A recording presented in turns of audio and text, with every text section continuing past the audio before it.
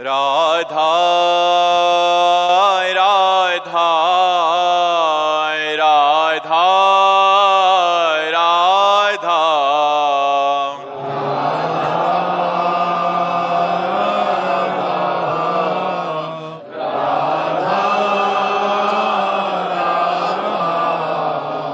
राधा राधा राधा राधा राधा राधा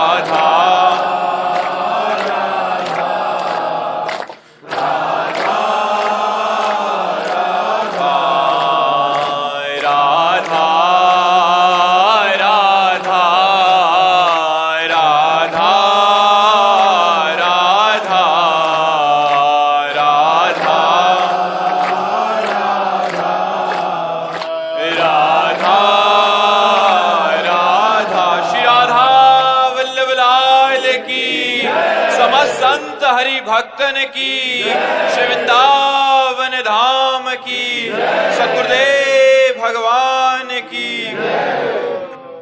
जितेंद्र सोनी जी राजस्थान से।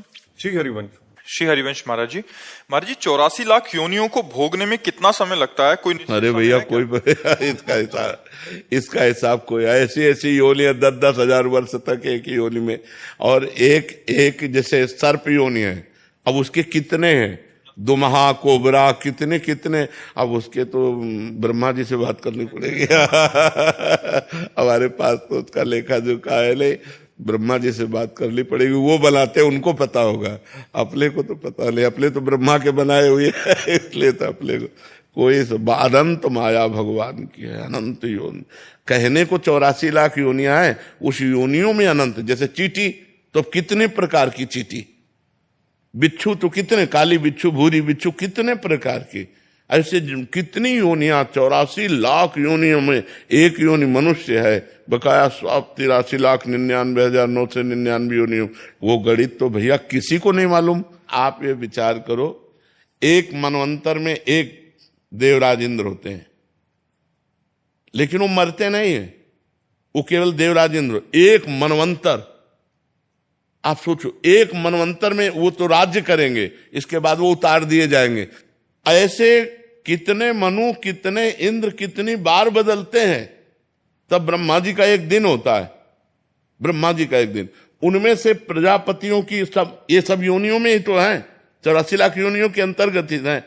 करोड़ तो वहीं व्यतीत हो जाते हैं ना, गंधर्व हैं, अप्सराएं हैं, कितनी योनि। कोई मनुष्य पैदा होते ही मर जाता है, कोई जीव पैदा होते ही मर जाता है, कोई 1000 वर्ष जीता है, ऐसी योनियां है, कोई 500 वर्ष। आप कैसे गणित लगा सकते हो? ईश्वर की सृष्टि की गणित कैसे लगा सकते हो? या तो ईश्वर ही लगा सकता है, दूसरी किसी की सामर्थ्य नहीं है। तभी हमने कहा ब्रह्मा जी ही जान सकते हैं, क्योंकि उन्होंने ही रचा, दूसरे की किसी की बात नहीं है। अनंत माया भगवान की, अनिर्वचनीय माया भगवान की है। इसीलिए आगे जाने की इच्छा है क्या? 84 लाख में जाने की इच्छा है क्या? तो बस इसको पूरा कर मनुष्य जन्म मिला है 84 लाख योनियों से मुक्त होने के लिए। तो यदि हम खूब नाम जप करें, धर्म पूर्वक आचरण करें, किसी को दुख न पहुंचाएं, परोपकार करें, तो इसी जन्म में हमारा काम बन जाएगा। आगे की हम चिंता क्यों करें? इसी जन्म में हम अपना काम बना लें। मनुष्य शरीर काम बनाने के लिए मिला है, और वो काम है भगवत प्राप्ति। वो है भगवान की प्राप्ति। जब तक भगवान की प्राप्ति नहीं होती तब तक जीव को दुर्दशा भोगनी पड़ती, बड़ी विचित्र दुर्दशा, बड़ी विचित्र। अब कुत्ते का पैर फंस गया मोटरसाइकिल में, अब दसियों जगह से टूट गया, अब वो मोटरसाइकिल तो गई, अब वो ना वो अस्पताल कोई ले जाएगा उसको, ना कोई टेबलेट लगेगा, ना कोई इंजेक्शन लगेगा, पीड़ा ही पीड़ा सहते सहते साल 6 महीने में वो कड़िल कर चलने। क्या योनियों को कष्ट है। मर्जी ये हमें समझ क्यों नहीं आता? हम देख रहे हैं दुख को, हम ये जान रहे हैं, गुरुजन कह रहे हैं कि मनुष्य जीवन इतना इतना कठिनता से मिलता है। 3 गुण जो माया के है ना, ये त्रिगुणात्मिका माया, सतोगुण रजोगुण तमोगुण, ये ऐसे प्रवाह है कि अभी आपको जैसे हमारे सामने बैठे हो तो सतोगुण है, सात्विक वातावरण, तो आपको बात समझ में आ रही, यार जीवन का लक्ष्य भगवान की प्राप्ति हो। जहां बाहर हटे रजोगुण तमोगुण का फोकस आया तो स्त्री अच्छी लगेगी, धन अच्छा लगेगा, पुरुष अच्छा लगेगा, पद अच्छा लगेगा, ये सब अच्छा लगने लगेगा और यही सत्य लगेगा संसार में। नहीं तो जैसे सोचो, मरोगे तो तुम्हारा शरीर छूटेगा, सब छूट जाएगा। क्या ये बात आप सब लोग नहीं जानते हो? सब लोग जानते हो। फिर पाप क्यों करते हो? फिर कामनाएं क्यों करते हो? फिर प्रपंच क्यों पाल रहे हो? जाना है यार, रहना नहीं है, सबको जाना है, लेकिन सब दिमाग से यहीं की व्यवस्था में लगे। वहां की व्यवस्था कोई नहीं कर रहा है, कोई बिरला वहां की व्यवस्था सोच रहा होगा। नहीं, अगर हम जब तप भी कर रहे तो ये कह रहे हमारा लड़का बहू अच्छा रहे, हमारा बेटी दामाद अच्छा रहे, हमारी ये कामना पूर्ण हो जाए, हमारा वो काम पूरा हो जाए, बस इसी में हम लगे। यहाँ का कभी मर्जी देखी जाएगी, जो होगा कल किसने देखा, आज भोग लो। आज तो जब देखने को मिलता है तब देखने लायक नहीं रहते। कर्मों का फल बड़ा विचित्र है, इसलिए डरो, पाप कर्म मत करो, भगवान का नाम जप करो। अन्य योनियों में बहुत दुख है। अब जैसे अपने कांटा गड़ जाए तो अपने निकाल सकते हैं, ज्यादा पीड़ा है तो दवा ले सकते हैं, लेकिन पशु के कुछ नहीं है। अपने तो पानी की बोतल लिए घूम रहे, वहां कहाँ पानी है? जंगल में मान लो कोई सरोवर है, वो सूख चुका है, अब वो प्यासा घूम रहा है, प्यासा घूम रहा है, पानी कहाँ से उसे प्राप्त हो? पशु पक्षी हैं, बड़े बड़े कष्ट में जीवन है। आप क्या समझते हो? बड़ा कष्ट में जीवन है। और मनुष्य के हाथ पड़ गया तो भूंज के खा गए। मनुष्य रूपी राक्षस ऐसे हैं कि दिन भर मेहनत करते हैं, शाम के मुर्गा मुर्गी खाते हैं। भी खाते थे, लेकिन जब से आपका सत्संग सब कुछ छोड़ दिया। हाँ भैया, बहुत पाप कर्म। किसी जीव के मांस को खाना मतलब अपनी दुर्गति कर लेना है। शराब पीना, मांस खाना, पराई स्त्री से व्यभिचार करना, पराये धन को हड़पना, यही तो दुर्गति के कारण है। इन्हीं के कारणों से तो हम 83,99,999 योनियों में जाते हैं। इसलिए खूब भजन करो, किसी गलत आचरण में हम ना जाएं। रोहन जी, राधे राधे महाराज जी। राधे राधे महाराज जी। महाराज जी, जिस दिन से आपका संग हुआ है उस दिन से अब लग रहा है किसी शेर का जीवन में संग हुआ है। गुरुदेव, अगर आपसे सच्चा इश्क हो जाए तो क्या हमारा जन्म मरण चक्र छूट जाएगा? हाँ, हमसे इश्क होने का मतलब है हमारे अंदर जो चल रहा है वो आपके अंदर चलने लगे। राधा राधा राधा राधा, गलत आचरण छूट जाए, सबको सुख पहुंचाओ और खूब भगवान नाम जाप करो तो हमसे मित्रता हो जाएगी। महाराज जी, मतलब नाम जब करते हैं तो आपका स्मृति मन में चलता है। हाँ, हर चीज मतलब आप। हाँ, ध्यान मूलम गुरु मूर्ति, आप शास्त्र सम्मत है। ध्यान मूलम गुरु मूर्ति, पूजा मूलम गुरु पदम, मंत्र मूलम गुरु वाक्यम, मोक्ष मूलम गुरु कृपा। यदि राधा राधा नाम जप कर रहे हो और प्रेमानंद नामधारी शरीर का ध्यान कर रहे हो तो ये श्री जी को समर्पित शरीर है, तो इससे आपका श्री जी के प्रति भाव बढ़ेगा और आपका कल्याण। मोक्ष मूलम गुरु कृपा, गुरु कृपा से कल्याण हो जाएगा। प्रीत में भी डर होता है क्या महाराज? मतलब जैसे इसको हो गया जिससे, तो उससे भी डर होता है। हाँ, ऐसा होता है कि जैसे आप हमसे प्यार करोगे तो गेट से घुसते ही आपको एक भैसा लग, जैसे हम अपने गुरुदेव के सामने आज भी जाते हैं ना तो एक बार भयभीत हो जाते हैं कि कहीं कोई त्रुटि नहीं होनी चाहिए, कहीं कोई ऐसी गलती ना हो कि महाराज जी की दृष्टि बदल जाए। बस ऐसे बैठे रहते हैं और प्रणाम किया और जब मुस्कुरा दिए तो लगा कि जैसे छाप लग गई, जाओ ठीक है। और कभी मान लो जैसे अपने भाव में उन्होंने दृष्टि नहीं दी तो सैकड़ों बातें दिमाग में, यार कोई गलती तो नहीं, कहीं हमको अहंकार तो नहीं आ गया, कहीं ऐसा तो, हे भगवान गुरु जी प्रसन्न रहें, हे भगवान गुरु जी। अब तो एक हमारा ये संबंध गुरु शिष्य का ऐसा है कि इसमें प्रियता भी है लेकिन इसमें एक भय भी है।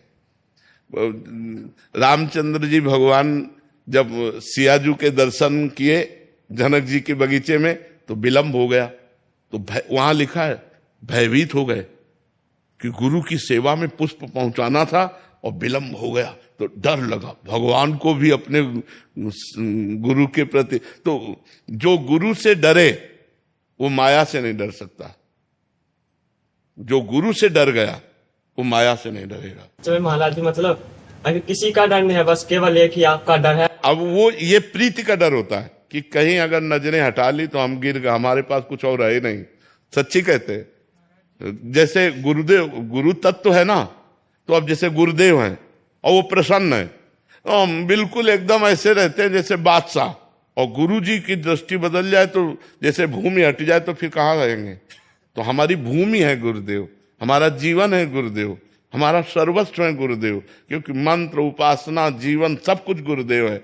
तो ये डर बना ही रहेगा, पूरे जीवन भर बना रहेगा कि कहीं उनकी दृष्टि न बदल जाए, और वही डर हमको सुरक्षित रखेगा। हम अलग हैं, प्रगट में गुरुदेव नहीं है, लेकिन हर समय भय कि कुछ भी गलती हुई तो हमारे गुरुदेव सर्वज्ञ है, वो जान जाएंगे। गुरुदेव ने अगर हमारी प्रति दृष्टि हटा ली तो किस बात। तो ये डर तो बना ही रहना चाहिए। अच्छा, जैसे मतलब अभी बैठे हैं अंदर में, मतलब वो चल रहा है कि मतलब अब जैसे और अधिक प्रीति में भी ऐसा होता है, जैसे आपको जिससे अधिक प्रीति है और उससे मिलने जाना है तो घबराहट पैदा हो जाएगी, एक प्रीति की घबराहट पैदा हो, एक मतलब उससे पूछो कि क्या, वो कुछ कह नहीं पाएगा, लेकिन एक प्रीति की घबराहट एक अंदर से पैदा हो जाएगी। ये प्रेम के भावों में आता है, ये कोई निषेध नहीं है। शेखर जी सहारनपुर। राधे राधे महाराज जी। महाराज जी, आपकी वाणी, आपका सत्संग अमृत के समान है और जीवन को बदलने में पूर्ण समर्थ है। महाराज जी, हम उसको पूर्ण रूप से अपने जीवन में कैसे उतार सकते हैं? नाम जप के प्रभाव से। जितना हम नाम जप करेंगे तो जानी हुई बात को आचरण में ला पाएंगे। जानकारी तो सबको है, लेकिन आचरण में नहीं ला पाते। जैसे हमें जानकारी है कि ये नहीं करना चाहिए, पर हम जानते हुए भी कर बैठते हैं। हमें जानकारी ये करना चाहिए, ये जानते हुए भी हम नहीं कर पाते हैं। इसमें कमी होती है नाम जप की। जितना हम नाम जप करेंगे तो हमारे पूर्व पापों का नाश होगा, हमारे अंदर अध्यात्म बल बढ़ेगा, हमारा जीवन सुखी होगा। यदि नाम जप नहीं करता जीव तो पूर्व के पुण्य से आज सुख भोग लो, कल तुम समस्याओं में फंस जाओगे, कल तुम ऐसे दुखों में फंस जाओगे जहां से तुम्हें कोई निकालने वाला नहीं होगा। इसलिए हमें चाहिए नाम जप के द्वारा हम अपने परिवार को सुखी रखें और स्वयं सुखी रहें। जैसे एक पिता बड़ी मेहनत करता है, करोड़ों रुपया कमाता है, अपनी बेटी के लिए सुंदर दूल्हा ढूंढता है, ब्याह होता है, खूब आनंद पूर्वक सब हो गया। इसके बाद कुछ दिनों में दूल्हा मर जाता है, बेटी फिर घर आ जाती है। अब इस समस्या का क्या समाधान? करोड़ों रुपए कमाए, करोड़ों लगा दिए, सब मंगल हुआ, अब प्रारब्ध भोग ऐसा पलटा कि वो फिर घर आके बैठ गई। अब उसका क्या उपाय? अब उसके ऊपर पूरा बोझा दिमाग में, अशांति, अब जीवन भर अशांति, या फिर कोई नया रास्ता ढूंढे, फिर अशांति। ये इसीलिए कहते हैं भगवान का नाम जप करो, आप सुखी रहो और अपने परिवार का मंगल करो। यदि भगवान की आराधना नहीं करोगे तो सबसे पाप बन जाते हैं और वो पाप परिणाम में दुख देते हैं। हम अपनी जानकारी का सदुपयोग कर सकें, इसके लिए हमारे अंदर नाम बल चाहिए। राधा राधा, कृष्ण कृष्ण, राम राम, जो नाम प्रिय लगे वो खूब नाम जपना चाहिए। जी, ऐसे आपने बताया कि आपकी वाणी सुने कि भगवत प्राप्ति भी आराम से हो सकती है आपके बल से, नाम जप से। सत्संग में मतलब जो भी सुनते हैं लगता है कि अपने जीवन में उतर जाए, जो गुरुदेव कह रहे हैं ना, कि वो पूरा का पूरा समर्पित हो जाए जो गुरुदेव कह रहे हैं। लेकिन महाराज जी हो नहीं पाते, माया बहुत। हाँ, माया प्रबल है, लेकिन उससे भी प्रबल भगवान की कृपा है। हम भगवान की कृपा पर भरोसा रखें और नाम जप करें, एक दिन हम जरूर जीत जाएंगे। ये अफसोस होता है कि दीक्षा लेने के बाद भी पूर्ण समर्पण नहीं हो पा रहे। हाँ, बिल्कुल अच्छी बात है, ये अनुभव होना अच्छी बात है कि कमी हमारे अंदर है कि हम भगवत समर्पण नहीं कर पा रहे। हमारे ऊपर गुरु कृपा है, हमारे ऊपर इष्ट कृपा है, एक दिन निश्चय विजय प्राप्त करवा देगी। ये शब्द याद रखो, एक दिन ये निश्चय विजय प्राप्त करवा देगी यदि हम दैन्य और नाम जप करते हैं। हमारे अंदर अहंकार ना आवे, क्योंकि अहंकार आने का मतलब पतन हो जाना। अहंकार ना आवे और नाम जब चलता रहे विजय हो जाएगी, आनंद आ जाएगा। आप देख लेना जी। संजीव कुमार जी लुधियाना से। राधे राधे। राधे राधे महाराज जी। महाराज जी, आप कहते हैं कि हमारा शरीर जन्म से पहले ही किए गए प्रारब्ध कर्मों से बना है, जिसको हर इंसान को भुगतना पड़ता है, जो कि भक्ति से कम तो होते हैं पर नष्ट नहीं हो सकते। परंतु महाराज जी, भक्ति से हमारे जन्मों जन्मों के क्रियामान कर्म खत्म किए जा सकते हैं। हालांकि क्रियमाण प्रारब्ध समझो, क्रियमाण कहते हैं जो अब हम कर रहे हैं, संचित कहते हैं जो जमा है, प्रारब्ध कहते हैं जो हम भोग रहे हैं। तो क्या कहना चाहे? संचित कर्मों को तो खत्म किए जा सकते हैं, लेकिन उसमें से थोड़े से हमारा जो हाँ वो भोगना पड़ेगा। इतना सा भक्ति से खत्म नहीं होता, इतना बड़ा खत्म हो जाता है वो। चूंकि भक्ति आज कर रहे ना, और रचना पहले हो चुकी थी, शरीर की रचना पहले हो चुकी थी कि 90 वर्ष तक जिएगा और ये भोग भोगेगा। तो भक्ति तो आज हम कर रहे हैं ना, लेकिन इसकी रचना तो पहले हो गई। जैसे हमारा भक्ति का स्वरूप बाल्यावस्था से शुरू हुआ, लेकिन हमारे रोग जन्म से ही आ गया। माँ के शरीर में था पॉलिसिस्ट किडनी, वही पॉलिसिस्ट हमारे शरीर में आ गया। 35 वर्ष की अवस्था में वो प्रकाशित हो गया। तो अब भजन तो आज हम कर रहे हैं, लेकिन पीछे जो पाप कर्म हुआ उसके अनुसार जो रखा गया दंड, वो तो भोगना पड़ेगा। समझ पा रहे हैं आप? तो ये भगवान के भजन के बल से हम धीरे धीरे से भोग सकते हैं। अगर भजन ना हो तब तो अभी डिप्रेशन में पहुंच जाए। भक्ति अपना प्रभाव दिखा रही कि हर सुविधा दिए हुए है और हृदय में आनंद है, लेकिन शरीर को भोगना पड़ेगा। अवश्य में भोक्तव्यम कृतम कर्म शुभाशुभम। पहाड़ जैसा पाप नष्ट हो गया, लेकिन उससे निकाला हुआ 100 ग्राम पाप जो रचना रच गई वो नष्ट नहीं होगा, वो भोगना पड़ेगा। वो बड़े बड़े सिद्धों को भोगना पड़ता है। महाराज जी, इस प्रतिकूलता से भक्ति में भी निखार आता है क्या? हाँ, क्योंकि जैसे अब हमारे चिंतन में है, अब ना कुछ खाने की इच्छा होती, ना कुछ पीने की इच्छा होती, ना कुछ भोगने की इच्छा होती। जैसे कुछ अच्छा भी है तो लगता है यार मरना है, कब मर जाए, इसलिए रात दिन भजन में लगो। यहाँ सब प्रपंच है, ये सब माया है, राधा राधा राधा। कहीं भी कुछ अच्छा नहीं। कोई हमसे प्यार करने लगता है, गुरुजी महाराज, तो मन में लगता है भैया प्यार मत करो, मैं कभी भी मर सकता हूँ। हमसे मरण धर्मा शरीर है, कभी भी शरीर छूट सकता है, ये बेकार का सब नाटक है माया का। तो ये बहुत बड़ा सहयोग होता है। अब भगवान ने हमें धाम निष्ठ कर दिया, अब हम कहीं जाने लायक नहीं, बस इतना ही। यही जो 1-2 घंटा एकांतिक कर लिया तो 24 घंटे एकांत रात दिन। तो ये बड़ी कृपा है। रोग होना भी भगवान की कृपा हो गई, जो हमें भजन के लिए एक टाइम दे दिया। नहीं, इतना व्यवहार फैला हुआ है कि हम रात दिन इसी में फंसे रहते हैं। इतनी भीड़ है, इतना व्यवहार है कि हम समय देते रहते, मिलते रहते, कुछ नहीं, बस इतना ही प्रश्न उत्तर, इसके बाद खत्म। हमारा किसी से कोई संबंध नहीं। जो चढ़ गया उससे चल रहा है, जो बिजली और पानी और भोजन संतों का सब चल रहा है, भगवान चला रहे हैं। संदीप कुमार जी प्रयागराज से। राधे राधे महाराज जी, दंडवत प्रणाम। गुरुदेव भगवान, कृपया मुझ अधम पर कृपा करें। महाराज जी, पर कृपा क्या होती है, ये कैसे मिलती है, किसको प्राप्त होती है? क्या कृपा पाने के लिए कुछ करना पड़ता है? कृपा का कोई ऐसा विधान नहीं, वो किसी पर भी हो सकती।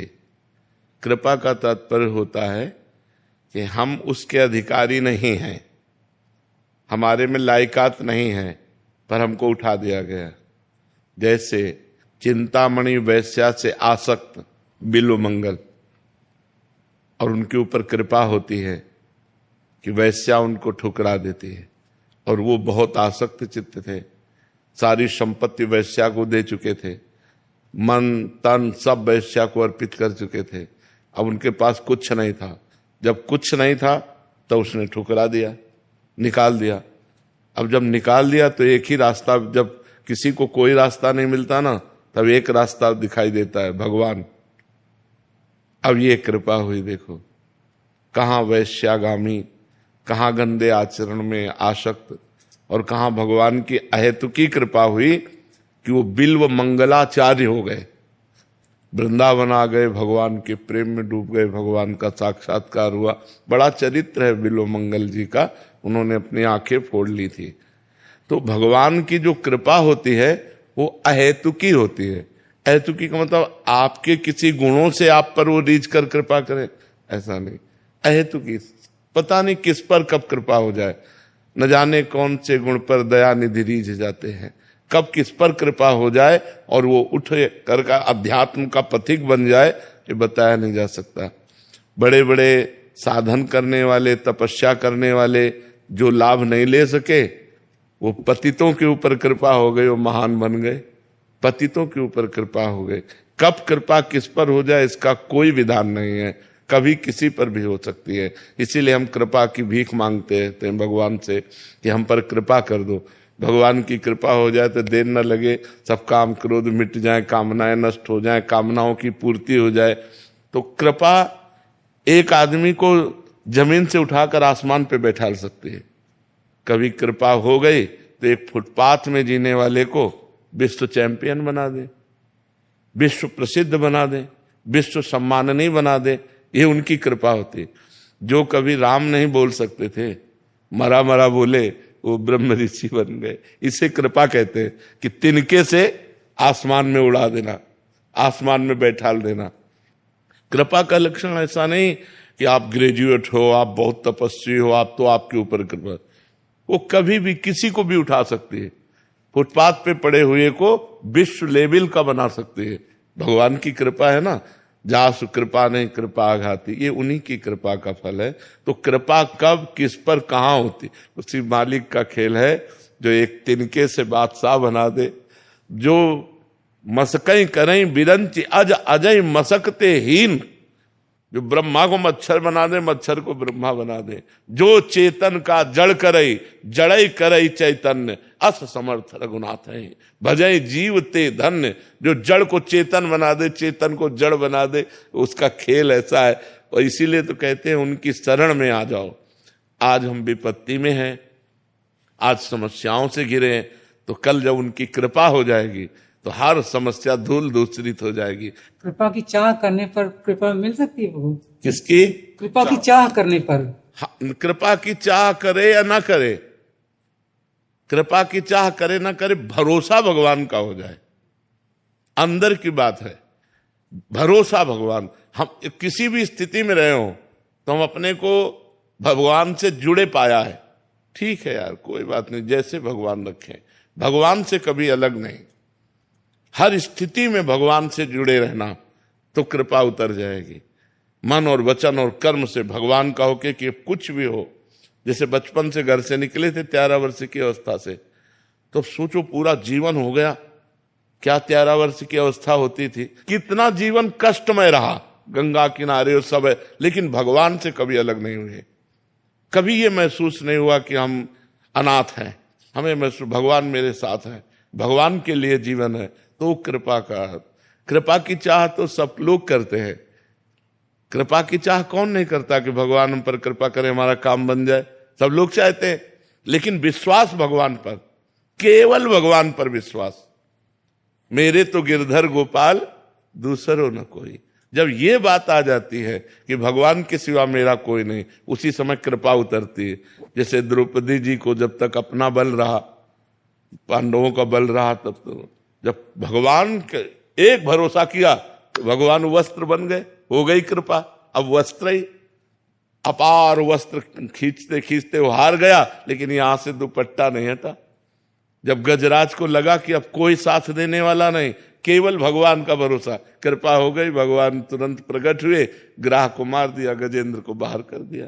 तो एक भरोसा जब भगवान पर हो, एक भरोसो एक बल एक आस विश्वास, तब कृपा का स्वरूप प्रकट होता है। जैसे बिल्वमंगल जी के लिए तो अब चिंतामणि सबने ठुकरा दिया, उसी से प्यार करते थे, उसी को जीवन दे दिए थे, अब कोई नहीं, तो भरोसा भगवान का जागृत हुआ, कृपा हो गई। जब एक भरोसा भगवान का होता है तब कृपा आ जाती। अभी हमारा मन भगवान पर पूर्ण आश्रित नहीं है।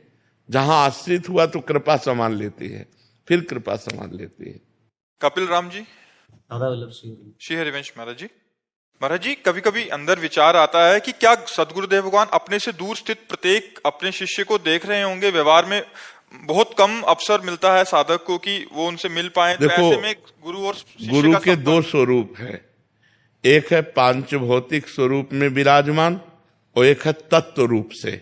जो तत्व रूप में है वो अखंड मंडलाकारम व्याप्तमेन चराचरम, वो तुम्हारे अंदर भी बैठा है, तुम्हारे अंदर की हर बात सुन रहा है। और जो पांच भौतिक स्वरूप में है वहां जाने पर ही देख पाओगे, बताने पर ही उत्तर मिल पाएगा। लेकिन जो अंदर बैठे हैं तो वो तुम्हारे साथ हैं, तुम्हारे हृदय में है। अखंड मंडलाकारम व्याप्तमेन चराचरम तत्पदम दर्शतमेन तस्मै श्री गुरुवे नमः। तो ये अखंड मंडलाकार जो व्याप्त जड़ चैतन्य में गुरुदेव हैं, उन्हीं को प्रधानता देनी चाहिए, क्योंकि वो हर समय आपके साथ है। ये शरीर तो आज है कल नहीं रहेगा, लेकिन जो आपने मानस पटल पर अपने गुरुदेव बैठा लिए वो तब तक रहेंगे जब तक आपका मोक्ष नहीं हो जाएगा, जब तक आपका कल्याण नहीं हो जाएगा। ये गुरुदेव तो कभी भी जा सकते हैं, लेकिन वो गुरुदेव कभी नहीं जा सकते जो आपने भावना में बैठा रखे हैं। मान लो आज आप सामने हो, लेकिन आप जब एकांत में होते हो तो भावना में आपके हैं ना गुरुदेव साथ, आप बातचीत भी कर सकते हो कि देखो महाराज जी अब हम चल रहे हैं, संभालना। तो अब अंदर बैठे हुए गुरुदेव से अपने हम बातचीत भी करते हैं और देखते हैं कि गुरुदेव ने उत्तर भी दे दिया, गुरुदेव हमें संभाल भी रहे हैं। तो वो गुरुदेव जो तत्व रूप से सब जगह विराजमान है, वो जान रहे हैं आपको, वो सुन रहे हैं, वो आपकी एक एक भाव देख रहे हैं और उसी का फल वो प्रदान करें। का स्थान माता पिता से ऊपर है क्या? हाँ, क्योंकि माता पिता संसार के शरीर को जन्म देने वाले हैं और गुरु शरीर के राग को मिटाकर भगवान से मिलाने वाला है। इसलिए माता पिता से भी बढ़कर के मातृ देवो भव, पितृ देवो भव, क्योंकि उन्होंने इस शरीर की रचना करने वाले परमात्मा के उसमें सहयोग हुआ, गर्भाधान किया, बालक प्रकट हुआ, उसका पालन पोषण किया। जब हम अज्ञानी थे तब उन्होंने हमारा पालन पोषण किया, इतना उनका संबंध है। लेकिन भगवान ने गर्भ में भी हमें बनाया, भगवान ने गर्भ में भी हमारी रक्षा की। तो भगवान है, भगवान के समान कोई नहीं। और उस भगवान को प्राप्ति कराने वाले गुरुदेव हैं, इसलिए भगवान से भी बढ़कर गुरुदेव है। और भगवान ने स्वयं कहा, सातो सम मोहिमय जग देखा और मोते अधिक संत कर लेखा। भगवान ने सबरी जी से कहा, और मोरे मन प्रभुवश विश्वासा राम ते अधिक राम कर दासा, जाने उस संत अनंत समाना। भगवान को प्राप्त कराने के कारण गुरुदेव के समान गुरुदेव ही है, दूसरा कोई नहीं है। महाराज श्री जी कृपा करके जाने की बात ना कीजिए, हृदय बड़ा दुखता है, किसी बात कौन है यार, जो आया है सो जाएगा, क्या राजा रंग फकीर इसमें क्या डरना भाई, जो आया है सो जाएगा, क्या राजा रंग फकीर, चाहे वो भिखारी हो, चाहे वो साधु हो, चाहे राजा हो, यहाँ से तो जाना पड़ेगा। के लिए इतना समर्पित है, आपकी कृपा बल से ही हम आपसे इतना प्रेम। नहीं, हमारे बहुत प्यार है, हम समाज हमें बहुत प्यार दे रही है, हमारी बात मान रही है, गलत आचरणों से मुक्त होकर अच्छे आचरणों में चल रही है। हम धन्यवाद देते हैं नौजवानों का और समाज का, जो गंदे आचरणों का त्याग कर अच्छे आचरणों में चल रहे। हमारा जीवन धन्य कर रहे हो, अपना तो जीवन धन्य कर ही रहे हो, हमारा भी जीवन धन्य कर रहे हो। आज आप लोग अच्छे आचरण कर रहे हो तो ये हमारी साधुता का फल हुआ, ये हमारे जीवन का फल हुआ कि हम अपने देश के लिए, हम अपनी समाज के लिए कुछ कर पाए। नहीं तो हम अकेले भजन करके मर जाते, मुक्त हो जाते, कौन जानता। ऐसे हजारों लाखों भाई गंदे आचरणों का त्याग कर अच्छे आचरणों पर चल रहे हैं, तो हमें भी शीतलता प्राप्त होती है कि भगवान ने इस योग्य बनाया कि हम समाज के काम आए। समाज वचन से ही सही, पर हम काम में तो आए, हमारी समाज का सुधार हो रहा है, हमारे देश में नौजवान लोग अच्छे आचरणों की तरफ चल रहे हैं। ये हम अपने जीवन को धन्य मानते हैं आपके कारण, आपके कारण। अगर आप सुधर रहे हो तो हम अपने को धन्य मानते हैं कि हमारी साधुता, हमारा भगवान के मार्ग में आना सार्थक हुआ कि समाज के हम काम आए। नरोत्तम जी, ग्रेटर नोएडा से। राधे राधे महाराज जी।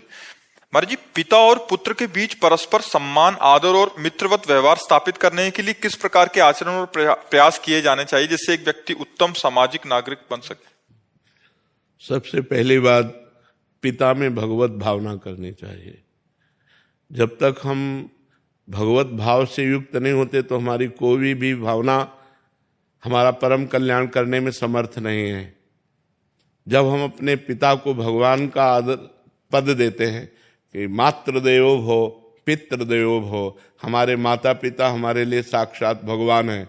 माता पिता के चरणों का स्पर्श, माता पिता की आज्ञा का पालन हमारे हृदय में शुद्ध ज्ञान प्रकट करता है और भगवान को प्रसन्न करता है। पुंडरीक जी नाम के पुत्र थे जिन्होंने अपने माता पिता की आराधना की, तो विट्ठल भगवान आज भी ऐसे खड़े हैं, उन्हीं के द्वारा प्रकट किए हुए। विट्ठल भगवान स्वयं चल करके आए और कहा, पुंडरीक जी आप हमारे दर्शन करो। बोले कौन हो? बोले भगवान है। तो एक ईंट दे दी कि तब तक खड़े रहो जब तक हम अपने माता पिता की सेवा नहीं कर लेते। फिर लौट करके दर्शन के, तो ईंट पर खड़े होने के कारण इट्ठल, प्यार से उनको आज विट्ठल कहते हैं, महाराष्ट्र में विराजमान है। तो यदि हम माता पिता को भगवान की भावना से उनकी आज्ञा का पालन करते हुए, तो हमारे अंदर वो बुद्धि बढ़ेगी जो समाज प्रिय होगी, हमारे अंदर वो ज्ञान बढ़ेगा जो भगवत प्रिय होगा। सबसे पहले हमें भगवत भावना, क्योंकि भगवत भावना के बिना हम सेवा पूर्ण नहीं कर सकते। जैसे आप अपने माता पिता की सेवा कर रहे हैं और फिर कोई रिश्तेदार आया या मित्र आया और वो तुम्हारी निंदा करने लगे, तुम कर रहे हो सेवा और वो तुम्हारी निंदा करने लगे, अब तुम्हें क्या लगेगा कि यार इतनी सेवा करता हूं फिर भी ये निंदा करते आने वाले लोगों से, तो आपकी अश्रद्धा हो जाएगी। अगर आपका ये भाव कि मेरे भगवान है तो जो बोले बोले, मेरा कर्तव्य है इनकी सेवा करना, ये भाव बना रहेगा। जब तक हम भगवत भाव नहीं रखेंगे तब तक हम अपने माता पिता की आज्ञा का पालन और माता पिता की सेवा का, देखो भगवान होते हुए भगवान श्री राम ने अपने पिता की आज्ञा का पालन करने के लिए 14 वर्ष नंगे पैर वनवास किया, बड़ा कष्ट सहा, लेकिन कभी किसी ग्राम नगर में नहीं गए।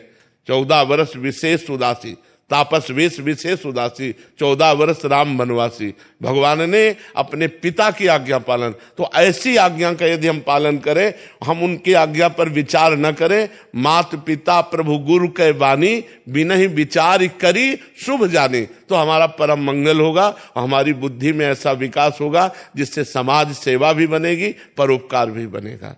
और वैसे हम सबसे प्रार्थना करते, जहां तक हमारी बात सबके कानों में पहुंचे, कलयुग चल रहा है, लोग माता पिता का अपमान कर रहे हैं, ये बहुत बड़ी हानि की बात है। कभी वो सुखी नहीं रह सकते जो अपने माता पिता का अपमान करते हैं, बूढ़े माता पिता को घर से निकाल देते हैं या वृद्धाश्रम या अनाथाश्रम भेजाते हैं। उस दिन की याद करो जब तुम गोद में हगते मूतते थे, उस समय यदि वो तुम्हें अनाथालय भेज जाते तो उन्होंने तुम्हें गले लगाकर पाला, और आज जब तुम्हारा अवसर आया सेवा का तो उन्हें अनाथालय या वृद्धाश्रम या अन्य जगह, ऐसा नहीं है, ऐसा नहीं करना चाहिए। वृद्ध माता पिता को भोजन और सामग्री से ज्यादा प्रिय होता है अपने पुत्र का प्यार पाना।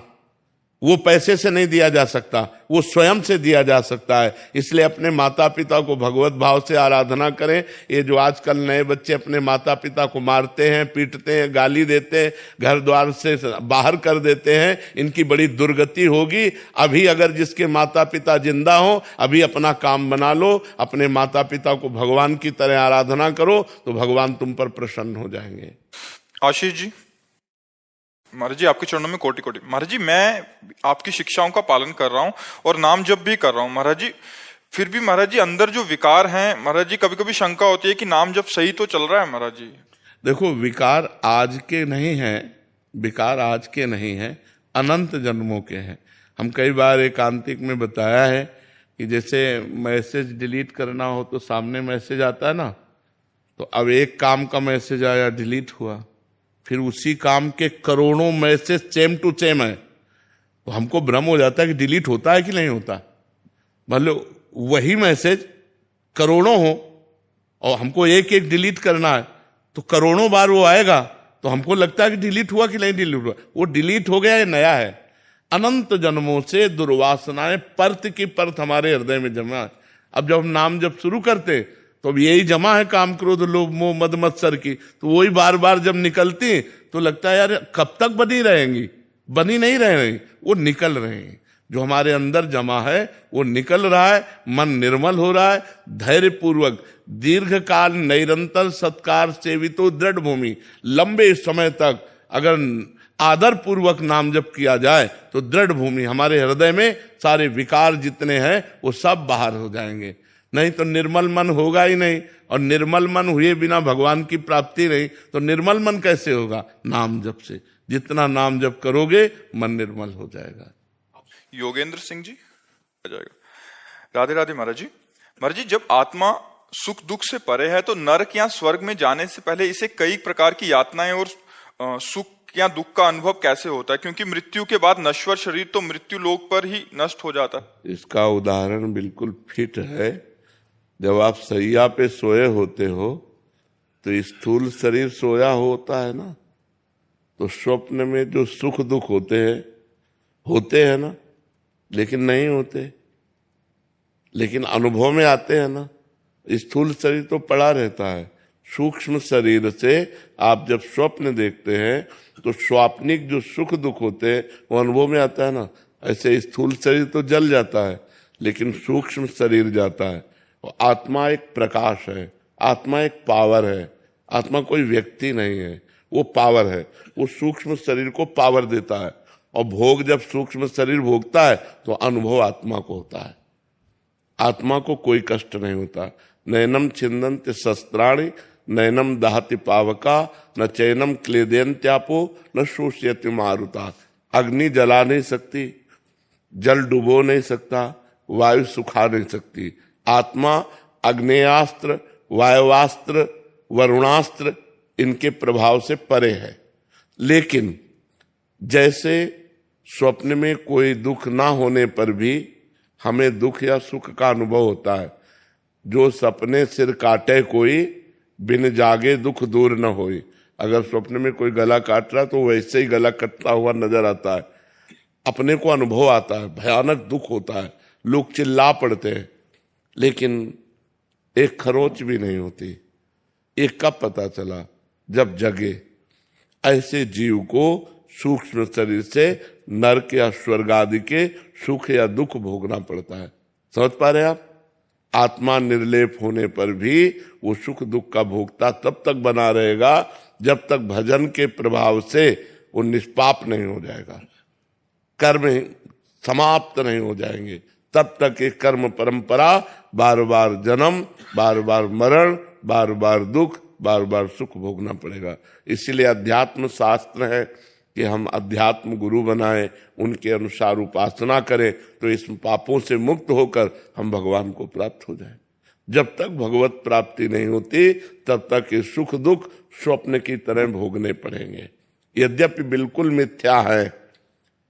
अब जैसे सपने में कोई डूब रहा है तो बाहर से हम उसकी नाव की व्यवस्था कर दें, तैराक की व्यवस्था कर दें, लेकिन हम उसे बचा नहीं सकते।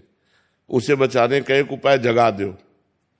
ऐसे ही ये जो हम सुख दुख भोग रहे हैं, इससे बचने का कोई उपाय नहीं। एक उपाय है, जग जाओ, मोह निद्रा से जग जाओ और ज्ञान प्रकाशित हो जाए तो सच्चे मानिए कोई सुख दुख का अनुभव नहीं होता। अब जैसे इस समय हमारी किडनी फेल है, कष्ट है, पीड़ा नहीं है। कष्ट है पर पीड़ा नहीं है, दुख है पर अनुभव नहीं है। कितना बढ़िया भगवान की कृपा है, नहीं तो अभी पड़े पड़े सड़ जाएं।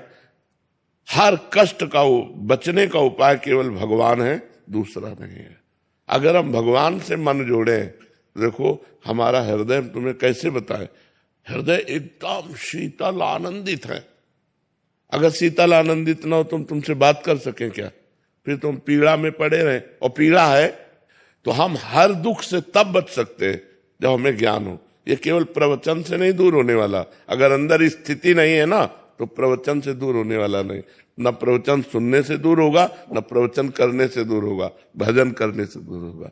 अगर हम भजन करें तो अज्ञान का नाश हो जाए, तब हम ये देखेंगे कि सुख दुख से परे आत्मा है। और जब तक भजन नहीं करेंगे तब तक मलिनता होने के कारण, जैसे स्वप्न में कोई दुख सुख नहीं होता, ये जगने पर पता चलता है, ऐसे ही जब तक हम मोह में फंसे हैं तब तक सुख दुख भोगना पड़ेगा। जब तक ज्ञान में नहीं जगेंगे तब तक ये सुख दुख दूर नहीं होगा।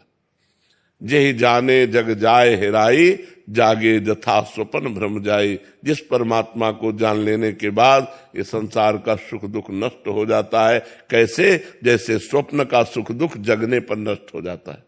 समझ पा रहे? भजन करोगे तब समझ पाओगे। ये ज्ञान की बात है, ये अध्यात्म मार्ग की बात है जी। भूमिका जी, राधे राधे। राधे राधे महाराज जी। महाराज जी, आप कह रहे हैं कि आप भाग्य पे बहुत विश्वास करते हैं, पर मैं जिससे मिलती हूँ मुझे लगता है कि राधा रानी ने उसे भेजा है पर जब संबंध दृढ़ हो जाता है तो फिर बाद में दुख होता है और वो व्यक्ति दुखी करता है। तो महाराज जी ऐसे में कैसे समझें कि सामने वाले, पहले बताओ भाग्य किसे कहते हैं? जो लिखा होता है नहीं, वो क्या लिखा होता है? भाग्य किसे कहते हैं बात समझो। जो हमने पूर्व में पाप कर्म किए हैं या पुण्य कर्म किए हैं, उनके परिणाम से दुख या सुख की घटनात्मक जो वृत्तियां लिखी उसे भाग्य कहते हैं। भाग्य कोई देवता थोड़ी है, हम नया भाग्य रचने के लिए आए हैं। हम मनुष्य हैं, भगवान के अंश हैं, हम नए भाग्य की रचना करेंगे। जो पुराना भाग्य हमें दुख देने वाला है उसको नष्ट करेंगे, उसको रौंद डालेंगे और नए भाग्य की रचना करें। नए भाग्य की रचना कब होगी? जब भगवान का भजन होगा, भगवान का चिंतन होगा, भगवान की लीला कथा सुनोगे और चरित्र पवित्र रखोगे। आज हमारा समाज चरित्रहीन हो रहा है। ये गर्लफ्रेंड, बॉयफ्रेंड, पराये पुरुष से व्यभिचार, ये बहुत हानि। एक वो अंग्रेजी में money is loss, nothing is loss, health is loss, something is loss, character is loss, everything is loss है।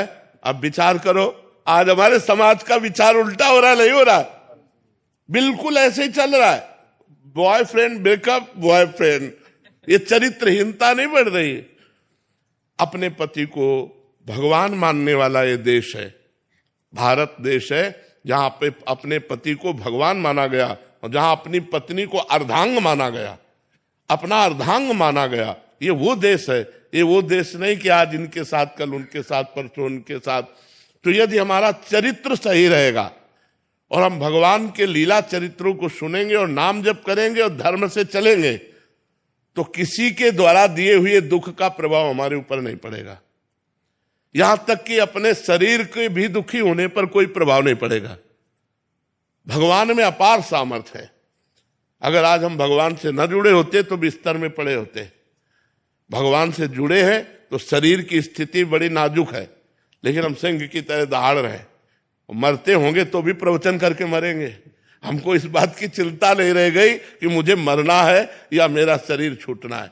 भगवान से जुड़ जाओ। बड़े महापुरुष के तुम अंश हो, बंदे महापुरुष ते चरणारविंद, भगवान के अंश हो। अगर प्रभु को साथ लिए हो तो जीत जाओगे, नहीं तो हारना पड़ेगा। ये हारने का देश है। संसार में जिससे प्यार करोगे वो तुम्हें अंत में रुलाएगा जरूर।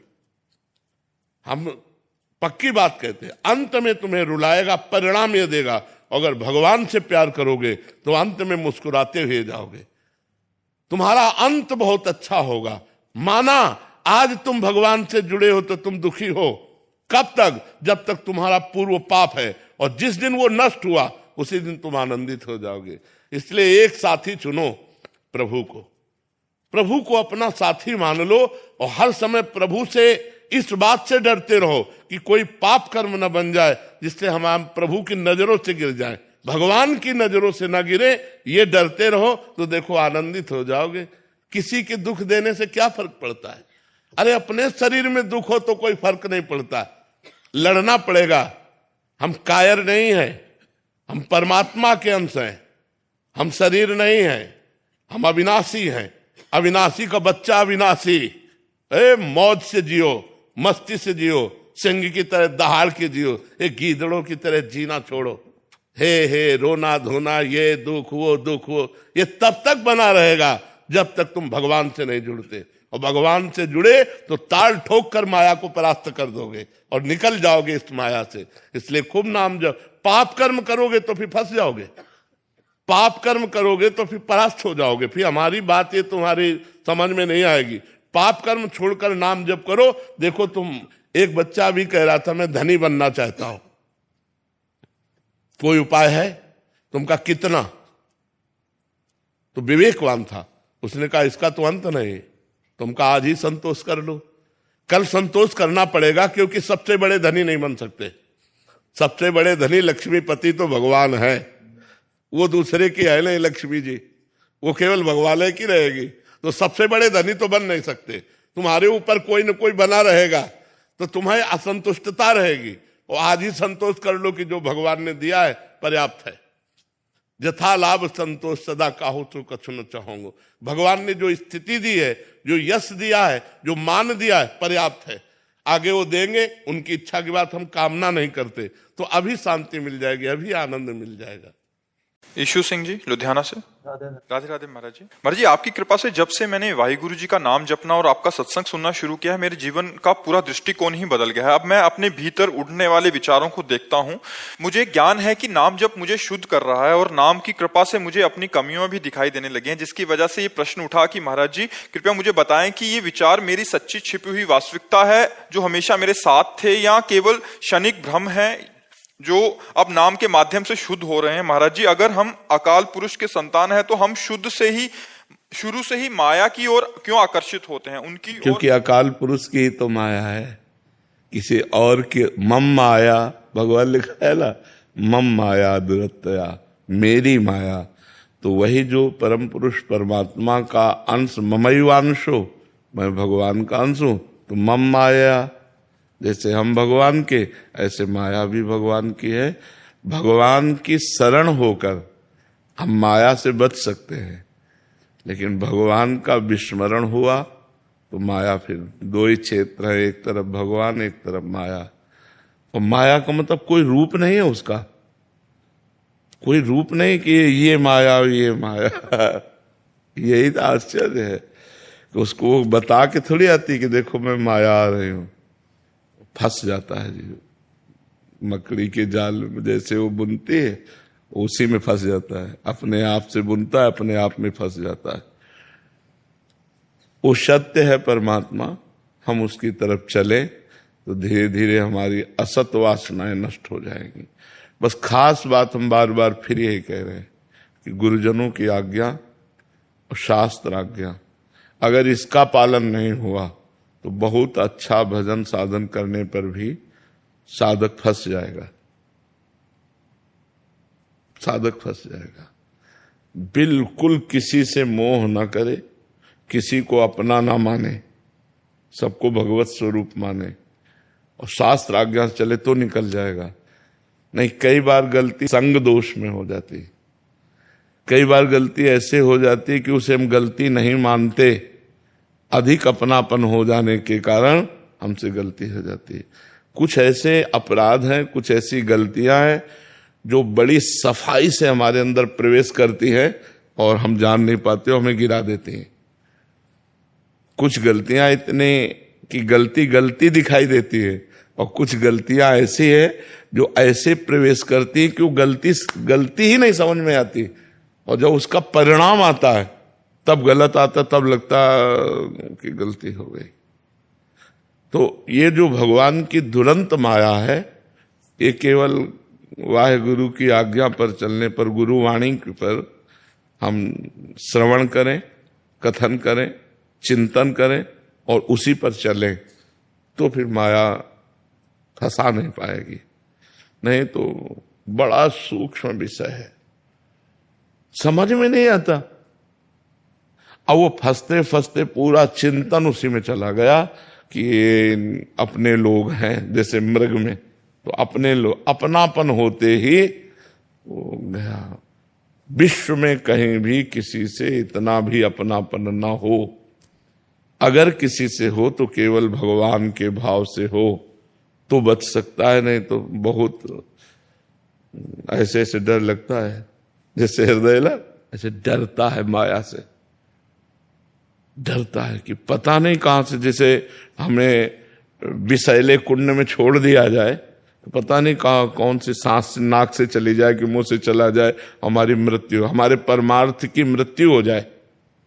बहुत विचित्र भगवान का खेल है वो, जो बड़ी सूक्ष्मता से देखो तब समझ में आता है। अच्छा, जो परमार्थ पे नहीं चल रहे उनको कोई दिक्कत नहीं, क्योंकि गिरे पड़े वो क्या गिरेंगे, जो चल रहे हैं दिक्कत वहां है, चलने वालों में दिक्कत होती है।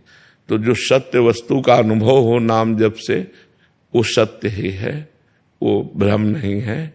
जैसे जैसे अनुभव होता जाता है वैसे वैसे अपने स्वरूप को प्राप्त कर लेता है। पर ये कह देना कि अकाल पुरुष ने ऐसा रचा ही क्यों, ये हमारा प्रश्न नहीं होता।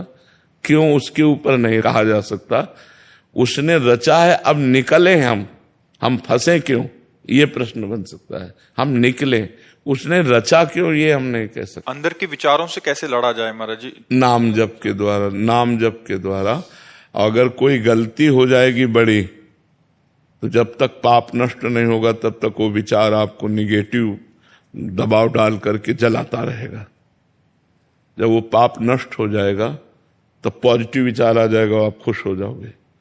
और जब तक पाप नष्ट नहीं होगा तब तक वो आप भजन करने पर भी निगेटिव विचार दबा दबा कर आपको जलाता रहेगा, आपको क्लेश देता रहेगा। भले भजन कर रहे हो तो भी जब तक वो पाप नष्ट नहीं हो जाएगा तब तक वो आपको ऐसा करता रहेगा। इसलिए डरो कि कोई पाप ना हो जाए, निरंतर नाम जप करते रहो। महाराज जी अभी जैसे आपने बोला कि संसार में जो फंसे हैं, जो गिरे हैं, वो तो गिरे ही हैं। महाराज जी पूर्व में भी महापुरुषों, तुलसीदास जी महाराज जी हो या उन्होंने अपनी वाणी में या आप गुरुजनों से, महाराज छोटी सी बात इतना उनको, जैसे आप कह रहे हैं कि डर लगता है, हृदय से डर लगता है कि कहीं गिर ना जाए, बट संसार में तो महाराज जी डर क्या, वो तो निर्भय होके विचरण कर रहे हैं महाराज जी, और बिल्कुल तनिक भी भय नहीं है उनको कि कहाँ इधर छोटी सी बात का जो सब जानते हैं और कोई गलती नहीं है, फिर भी महाराज जी भयभीत हो रहे हैं और उधर निर्भय होके घूम रहे हैं महाराज जी। यही तो भगवान की प्रचंड माया है। निर्भय होके मतलब उत्साह से पापाचरण कर रहे हैं महाराज। हाँ, उनको चूंकि उनको ज्ञान नहीं है ना, अज्ञान की दशा में जैसे बालक विष्ठा से खेलने लगता है, अज्ञान की स्थिति बालक की नहीं होती, तो विष्ठा से खेलने लगता है, तो कोई खेल का विषय थोड़ी, पर अज्ञानी है, वो खेल रहा है, अगर उसे रोका ना जाए तो खा भी सकता है। तो इसलिए जैसे जिनको भगवान की माया के द्वारा अपहृत ज्ञान है, भोगेश्वर प्रसक्ता नाम तयापहृत चेतसाम व्यवसायत्मिका बुद्धि समाधो न विधीयते, जिसकी बुद्धि का भोग और ऐश्वर्य ने अपहरण कर लिया है, उनको भगवान का भजन या भगवत प्राप्ति करना ऐसी वृत्ति ही नहीं होती। समाधो न विधि